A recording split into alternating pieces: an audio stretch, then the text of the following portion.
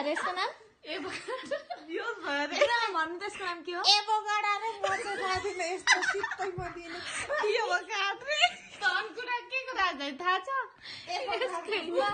मान्छे जस्तो पाउँदो जस्तो पनि त्यस्तै पाउँदो रहेछ खानेकुरा पनि अनि त्यसको नमिठो हुँदो रहेछ पानी देऊ फ्रीमा पाएको खानु नि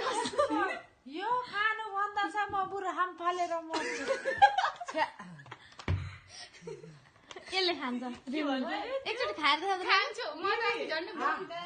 के रे गिजिल गिजिल गिजेर राखेको